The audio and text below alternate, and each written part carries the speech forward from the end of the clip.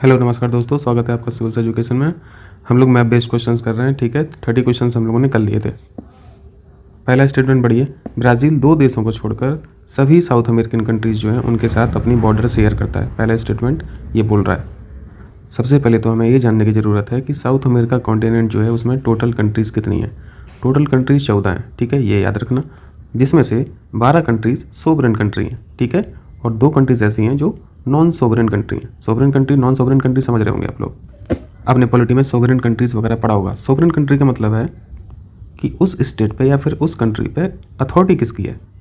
अगर अथॉरिटी उसी देश की है तो वो सोवरेन कंट्री होती है, और अगर अथॉरिटी बाहर के देश की होगी तो वो फिर नॉन सोवरेन कंट्री हो जाएगा। ठीक है, तो इन दोनों में फ़र्क समझ में आया। चलिए, तो कौन सी ये 12 हैं, कौन सी ये 2 हैं, ये हम लोग मैप पे देख ले रहे हैं। इस मैप को देखिए, ये साउथ अमेरिका कॉन्टिनेंट आपके सामने। पहली कंट्री जो नॉन सोवरेन कंट्री है वो है फ्रेंच गुइना। ये आपको मैं मार्क करके यहाँ पे दिखा रहा हूँ। क्या लिखा? फ्रेंच गुइना, और ब्रैकेट में क्या लिखा? फ्रांस लिखा, यानी ये नॉन सोवरेन कंट्री है। इसको दूसरी भाषा में क्या बोलें? अथॉरिटी फ्रेंच गुइना के पास ना होकर फ्रांस के पास है। ठीक, ऐसे ही दूसरी कंट्री है फॉकलैंड आइलैंड। आपने फॉकलैंड आइलैंड पढ़ा होगा अटलांटिक ओशियन में, साउथ अटलांटिक ओशियन में ये आइलैंड है। किस नाम से? फॉकलैंड, और इसके ब्रैकेट में आपको यूके लिखा हुआ दिख रहा होगा। ठीक, यानी अथॉरिटी यहाँ पे यूके की है, इसलिए ये नॉन सोवरेन कंट्री है। तो 2 कंट्री आपने नॉन सोवरेन कंट्री पढ़ ली, पहली फ्रेंच गुइना और दूसरी फॉकलैंड आइलैंड। ठीक, क्लियर है। बाकी सब जो 12 कंट्रीज़ हैं वो सोवरेन कंट्री, जैसे Venezuela, Colombia, Peru, Brazil, Bolivia, Paraguay, ठीक है, चिली। नीचे आएंगे तो आपको, साउथ में आएंगे तो आपको अर्जेंटीना दिखेगा, उरुग्वे वगैरह, ये सब सोवरेन कंट्रीज़ हैं। क्लियर। यहाँ पे गुयाना भी है और सूरीनाम भी है। टोटल 14 कंट्रीज़ हैं यहाँ पे, और इन 14 कंट्री का जितना भी लैंड मास है उसका आधा तो सिर्फ ब्राज़ील के पास है। आपको मैप को देख के लग रहा होगा। ठीक है, आधा लैंड मास तो ब्राज़ील के पास है। क्लियर, क्योंकि एरिया वाइज इतना बड़ा है। और ब्राज़ील के बारे में ये भी जानते हैं कि ये 5th लार्जेस्ट कंट्री है। ठीक है, 5th largest country of world है। क्वेश्चन में आपसे ये पूछा गया कि ब्राज़ील किस किस कंट्री से बॉर्डर शेयर नहीं करता है, तो आप क्लियरली देख सकते हैं यहाँ पे इक्वेडोर को। दूसरी कंट्री है चिली। ठीक है, ये जो पतली सी स्ट्रिप दिख रही है नीचे तक, ये चिली कंट्री है। इसकी भी बॉर्डर शेयर नहीं हो रही ब्राज़ील से, तो यहाँ पे 2 कंट्री शेयर नहीं करती है। तो वो पहला स्टेटमेंट करेक्ट लिखा था। बाकी सभी कंट्रियों से ब्राज़ील की बॉर्डर शेयर होती है। कितना इंपॉर्टेंट है? French Guiana, Suriname, Guyana, Venezuela, Colombia, आप देख लेना अब इसको। ठीक है, सभी से बॉर्डर शेयर होती है। चलिए दूसरे स्टेटमेंट को कीजिए। दूसरे स्टेटमेंट में बोल रहा है ब्राज़ील रग्ड गुयाना हाईलैंड जो है, गुयाना का जो हाईलैंड्स है की सीमा वेनेजुएला, गुयाना, सूरीनाम और फ्रेंच गुयाना के साथ साझा करता है। तो हम लोग यहाँ पे गुयाना हाईलैंड्स को देख लेते हैं। और गुयाना हाईलैंड्स की बॉर्डर को ब्राज़ील भी टच करता है, और बाकी ये जो कंट्री लिखी हैं ये भी टच करते हैं। वही हम लोग को देखना है। आइए देखते हैं। सबसे पहले तो यहाँ देखिए, आपको गुयाना हाईलैंड्स यहाँ पे लिखा हुआ दिख रहा है। हाईलैंड्स मतलब समझ रहे हैं ना, एलिवेशन पे है, ज़मीन एलिवेशन पे है, लाइक पठार। ठीक, प्लेट्यू। तो अब यहीं पे देख ले रहे हैं हम लोग कौन कौन सी कंट्री यहाँ पे सिचुएटेड है। तो वो हम लोगों को पॉलिटिकल मैप देखना पड़ेगा, तो मैं इसी पे ओवरलैप कर दे रहा हूँ तो आपको आसानी हो जाएगी। यहाँ पे देखिए, गुयाना हाईलैंड्स की लोकेशन आपको वेनेजुएला में दिख रही है, ये गुयाना कंट्री दिख रही है, सूरीनाम दिख रही है और फ्रेंच गुयाना दिख रही है, और ब्राज़ील का बॉर्डर इससे शेयर हो ही रहा है, यानी सेकंड स्टेटमेंट करेक्ट लिखा था। ठीक, तो गुयाना हाईलैंड्स की एक्सटेंशन कहाँ कहाँ पे आपने सीख लिया। वेनेजुएला में है, गुयाना में भी है, सूरीनाम और फ्रेंच गुयाना से लेके ब्राज़ील तक एक्सटेंडेड है। क्लियर। चलिए, तो पहला स्टेटमेंट करेक्ट है, सेकंड भी करेक्ट है, यहाँ पे सी ऑप्शन करेक्ट हो जाएगा। आइए नेक्स्ट करिए। 32 देखिए। एंडीज माउंटेन के बारे में आप लोग जानते हैं, विश्व की सबसे लंबी पर्वत श्रृंखला है। ठीक है, इसका एक्सटेंशन पूछ रहे हैं। सबसे लंबी पर्वत श्रृंखला है, हम लोग जानते हैं, पहली एंडीज है, सेकंड कौन सी है? रॉकी माउंटेन्स, नॉर्थ अमेरिका, और थर्ड लॉन्गेस्ट कौन सी है? हिमालय। ठीक, ये आप लोग जानते हैं। अगर किलोमीटर में जानना है तो मोटा मोटा आइडिया रखें, ये लगभग 7200 किलोमीटर है। रॉकी माउंटेन्स जो रेंज है वो 4800 किलोमीटर है, और हिमालय रेंज की लंबाई है, लेंथ है 2400 किलोमीटर। यानी एंडीज़ माउंटेन 3 गुना बड़ी है। एंडीज़ माउंटेन कितना गुना बड़ा है? हिमालय से 3 टाइम्स। इंडिया का एक्सटेंशन यदि आप नॉर्थ से साउथ पूरा देखेंगे तो यही टोटल 3200 किलोमीटर है। तो आप लेंथ से आइडिया लगा सकते हो। ठीक, एग्जैक्ट फिगर वैसे पूछता है एग्जाम में, तो एग्जैक्ट फिगर 3214 किलोमीटर है। ठीक, नॉर्थ से साउथ। और अगर वेस्ट से ईस्ट पूछे तो वेस्ट से ईस्ट कितनी लेंथ पड़ते हैं आप लोग जल्दी से बताइए? 2933 पड़ते हैं। तो आइए देख लेते हैं ये 4 कंट्रीज इन्होंने बताया है, और एंडीज़ यहाँ पे एक्सटेंडेड है कि नहीं है देख ले रहे हैं मैप पे। इसी मैप को देख लीजिए दोबारा। एंडीज़ माउंटेन का कभी कभी शेप भी पूछता है, तो शेप किस तरीके का है? एस शेप का। ठीक है, एस शेप का एंडीज़ माउंटेन है। और ये वाला शेप और किसके पास है? अटलांटिक ओशियन का शेप भी एस आकार का है। तो आप यहाँ से क्लियरली बता सकते हैं कि इसका एक्सटेंशन आपको ब्राज़ील में दिख रहा है? बिल्कुल भी नहीं दिख रहा। ब्राज़ील में एंडीज़ माउंटेन का एक्सटेंशन नहीं है, ब्राज़ील तक विस्तारित नहीं है। कहाँ तक विस्तारित है? आप कोलंबिया देख सकते हैं, ठीक है, Ecuador, Peru, Chile, Bolivia, Argentina, यहाँ पर है एक्सटेंडेड। ब्राज़ील के साथ साथ एक कंट्री आपको उरुग्वे भी दिख रही है, उरुग्वे, यहाँ पे भी एंडीज़ माउंटेन का एक्सटेंशन नहीं है। ठीक है, अब हो जाएगा क्वेश्चन। चलिए फिर करते हैं क्वेश्चन। तो ब्राज़ील तो नहीं है, तो ऑप्शन ए रिजेक्ट हो गया और ऑप्शन सी रिजेक्ट हो गया। आपने अर्जेंटीना को देखा, इक्वाडोर को देखा और वेनेजुएला को भी देखा, यानी 2, 3, 4 करेक्ट आंसर है, डी ऑप्शन सही हो जाएगा। समझ आया? चलिए आगे 33 देखिए, ये लेक के बारे में पूछा है। लेक का डिस्क्रिप्शन स्टेटमेंट के फॉर्म में दिया है, हम लोग इसको देख ले रहे हैं। यह दुनिया की सबसे ऊंची नौगम्य झील है, यानी नेविगेबल झील, ये आप लोग समझते हैं, नाव जहाज वगैरह चलती हैं। दूसरा स्टेटमेंट है 60% झील पेरू में स्थित है और 40% जो एरिया है लेक का वो बोलीविया में है। थर्ड स्टेटमेंट में बोल रहा है यह एक मोनोमिक्टिक लेक है जिसमें केवल एक ही मौसम में फ्री सर्कुलेशन होता है। मोनोमिक्टिक लेक का मतलब होता है कि जिस झील का टेम्परेचर, पानी का टेम्परेचर और डेंसिटी यूनिफॉर्म रहे। यूनिफॉर्म मतलब समझ रहे? ऐसा नहीं है कि एक लेक है, नीचे वाले भाग की डेंसिटी और टेम्परेचर कुछ और है और ऊपर वाले भाग की डेंसिटी, टेम्परेचर और कुछ है। ऐसा नहीं है इसके साथ। इस लेक में बॉटम से लेकर टॉप तक टेम्परेचर और डेंसिटी एक जैसा है, यूनिफॉर्म है। क्लियर? ऐसी लेकों को मोनोमिक्टिक लेक कहा जाता है। और इसमें दूसरी बात क्या याद रखनी है, हर साल इस लेक का पानी टॉप से लेके बॉटम तक एक बार मिक्स जरूर होता है। ठीक, तो मोनोमिक्टिक लेक के बारे में हम लोगों ने 2 चीज़ें पढ़ी, यूनिफॉर्मिटी पढ़ी टेम्परेचर और डेंसिटी में, और मिक्सिंग पीरियड एक बार जरूर आता है हर साल, जिसमें ऊपर का पानी और नीचे का पानी मिल जाता है, मिक्स हो जाता है। इसी वजह से तो टेम्परेचर और डेंसिटी यूनिफॉर्म है, नहीं तो अलग अलग होता। तो ऐसी लेक का नाम है लेक टिटिकाका। क्लियर है? बी ऑप्शन बिल्कुल करेक्ट है। इसको हम लोग मैप पे भी देख ले रहे हैं लोकेशन, आप यहाँ पे इजीली देख सकते हैं। ये आपको जो लेक दिख रही है ये लेक टिटिकाका है। और 2 कंट्री कौन कौन सी दिख रही हैं? पेरू और बोलीविया। और इसकी आपको बॉर्डर भी क्लियर हो रही है, बॉर्डर दिखने लगी है, ये बॉर्डर है। तो ये वाला हिस्सा जो है ये पेरू के पास है 60%, और ये वाला हिस्सा जो है वो किसके पास है? बोलीविया के पास है 40%। तो आपने बॉर्डर शेयरिंग कंट्रीज भी पढ़ ली इस लेक की, पेरू और बोलीविया। अब एक चीज़ और देखिए, मैंने आपसे बोला था इस लेक के पास 2 बेसिन हैं। अब आपको 2 बेसिन क्लियर दिखाई दे रहा है। एक बड़ा बेसिन ये आपको क्लियर दिख रहा है और दूसरा बेसिन ये छोटा सा। ठीक, और अगर 2 बेसिन हैं तो इन दोनों बेसिन को कोई जल डमरू कनेक्ट जरूर कर रही होगी, तो वो जल डमरू बहुत इंपॉर्टेंट है। ठीक है, वो हम लोग अभी देखते हैं। और इस जल डमरू का नाम है टिकीना की जल संधि, यानी स्टेट ऑफ टिकीना। ठीक, इसको हम लोग देखते हैं। आइए इसको देखिए, यही आपको रास्ता दिख रहा है जाने का, जिससे दोनों वाटर बॉडी कनेक्टेड है। ठीक, इसी स्टेट को हम लोगों को देखना है। इस स्टेट का नाम हम लोगों ने क्या सीखा? State of Tiquina. आपको लिखा हुआ दिखाई दे रहा, याद रहेगा अब? तो यहाँ पे आपने सीख लिया कि लेक टिटिकाका अपने आप में कोई एक लेक नहीं है, उसके पास 2 बड़े बड़े बेसिन हैं। ठीक, जो स्टेट ऑफ टिकीना के द्वारा आपस में कनेक्टेड है। क्लियर है?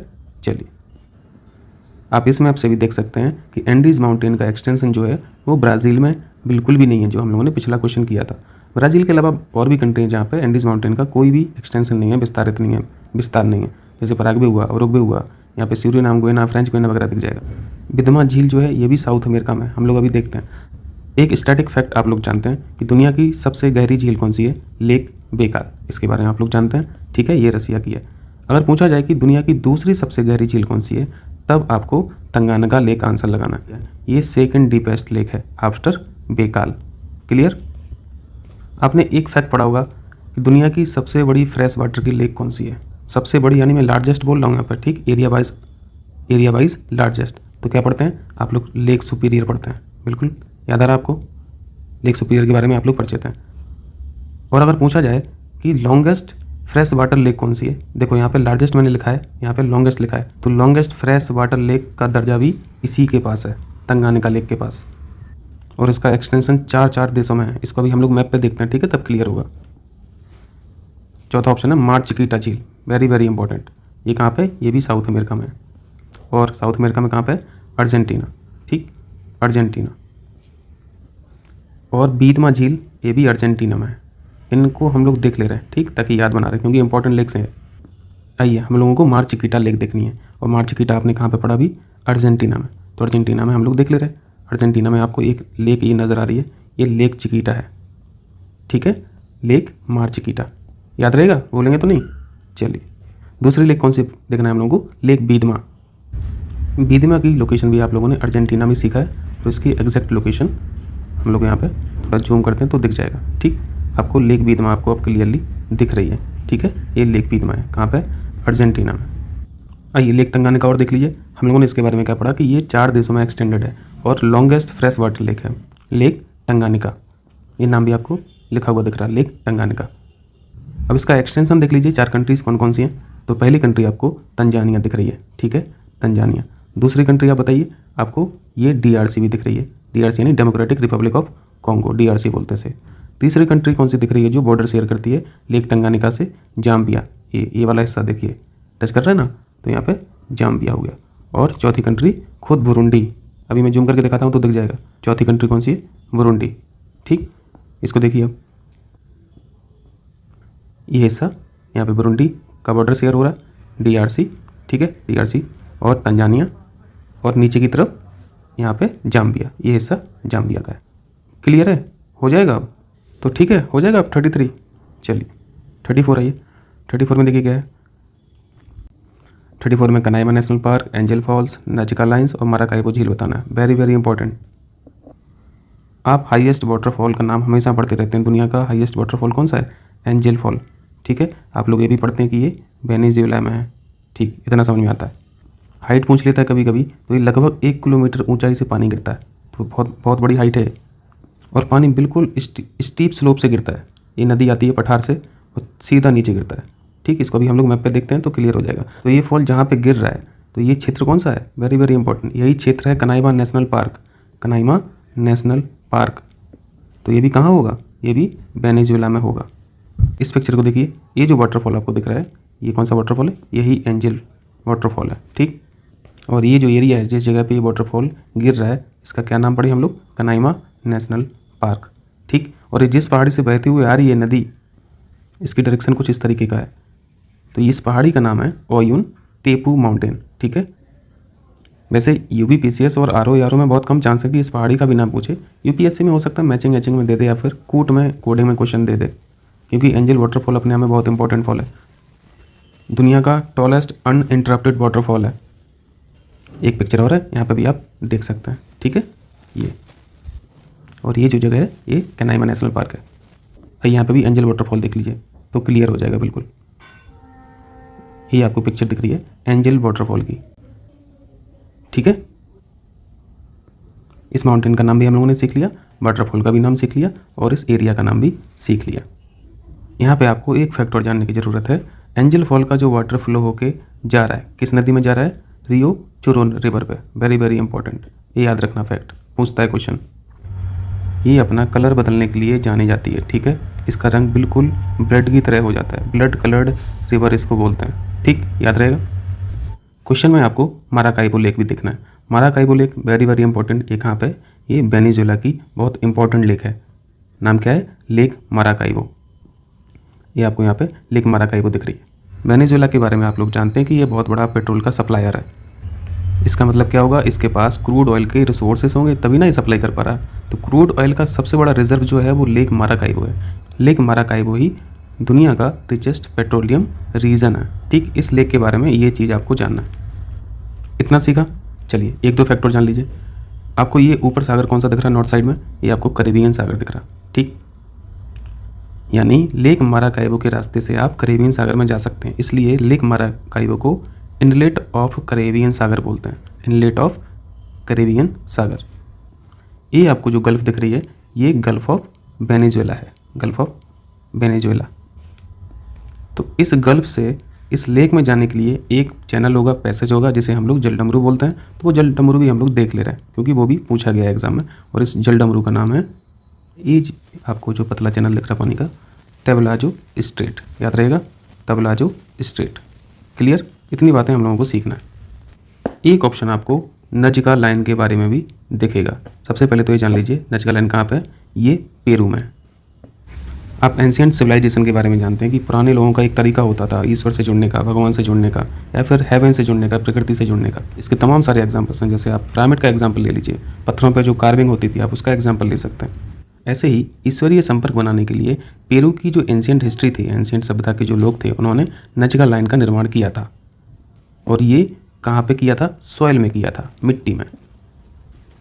एक तरह से आप इसको कार्विंग इन सॉइल बोल सकते हैं। मिट्टी पे की गई कारीगरी है, ठीक है, मिट्टी पे की गई कारीगरी। अब इसको देख लीजिए, ये नजगा लाइन्स हैं। अब ये लाइन्स देख लीजिए जो मिट्टी पे उकेरी गई हैं। बहुत ज़्यादा हम लोग इसमें नहीं सीखेंगे। ये नजगा लाइन्स आपको दिख रही हैं, ठीक। इनको ऐसे नहीं समझना कि ये पानी के द्वारा बनाई गई कोई डिज़ाइन है, पैटर्न है। चलिए जल्दी से क्वेश्चन कर लीजिए। पूछा क्या गया है, इन सभी में वेनेजुएला में कौन स्थित है? तो आपने कनाइमा देखा, एंजिल देखा, नजगा लाइन्स कहाँ पे देखा? ये पेरू में देखा, ना कि वेनेजुएला में। तो तीसरा ऑप्शन रिजेक्ट हो जाएगा, ए भी रिजेक्ट हो जाएगा, डी भी रिजेक्ट हो जाएगा। एक ही ऑप्शन बचा है 1, 2, 4। तो 1, 2 और 4 ये वेनेजुएला में है, ठीक। चलिए आइए आगे आइए। 35 देखिए। 35 में क्या बताना है? निम्नलिखित राजधानी शहर को उत्तर से दक्षिण में बताना है। ये भी इंपॉर्टेंट है, साउथ अमेरिकन कंट्रीज़ की कैपिटल वगैरह पूछता रहता है, तो नॉर्थ से साउथ अरेंज करना है। तो ऑप्शंस में तो यहाँ पे ऑलरेडी कैपिटल दी हुई हैं, ब्राज़ीलिया, लीमा, मोंटेविडियो और सैंटियागो। ब्राज़ीलिया किसकी कैपिटल है? ब्राज़ील की। लीमा बताएंगे, लीमा किसकी कैपिटल है? पेरू की कैपिटल है, ठीक। ये आपको लीमा दिख रहा है, ये पेरू की कैपिटल है। क्लियर? तो यहाँ पे पेरू हो गया। मोंटेविडियो किसकी कैपिटल है? मोंटेविडियो के लिए आपको उरुग्वे जाना पड़ेगा। आइए यहाँ पे देखिए, ये आपको मोंटेविडियो दिख रही है कैपिटल उरुग्वे की, ठीक। तो यहाँ पे उरुग्वे लिख दीजिए। और सैंटियागो किसकी कैपिटल है बताएंगे? चिली की है, ठीक है, चिली। यहाँ पे जूम करके आप देख सकते हैं सैंटियागो। और ये कौन सी कंट्री है? चाइल। तो यहाँ पे सबसे नॉर्थ में कौन सी कैपिटल दिख रही है? लीमा। तो 2 ऑप्शन तो सबसे ऊपर रहेगा या पहले रहेगा। अब इसके साउथ में देखते जाइए, उसके साउथ में आपको ब्राज़ीलिया मिल जाएगी। ब्राज़ीलिया 1 नंबर पर है, तो यहाँ पे 1 हो जाएगा। और ब्राज़ीलिया के आप साउथ में आएंगे तो आपको सैंटियागो मिलेगा, ठीक है। सैंटियागो की लोकेशन ए है और मोंटेविडियो की लोकेशन ए है। सबसे साउथ में मोंटेविडियो है, क्लियर है। तो यहाँ पे गलत मत कर देना। ब्राज़ीलिया के साउथ में हम लोगों ने क्या देखा था? सैंटियागो, यानी 4। और सबसे साउथ में कौन सा देखा? मोंटेविडियो, क्लियर है। ये कॉम्बिनेशन हम लोगों का बना 2, 1, 4, 3। ये ऑप्शन करेक्ट हो जाएगा। समझ आया? एक बार और देख लेना, आप लोग स्क्रीनशॉट ले लेना तो देख लेना अच्छे से। अब इसके लॉन्गिट्यूड लैटिट्यूड नहीं याद रखना है, ठीक। चलिए रहने देते हैं, मिलते हैं अगले वीडियो में। थैंक यू, बहुत बहुत शुक्रिया आपका।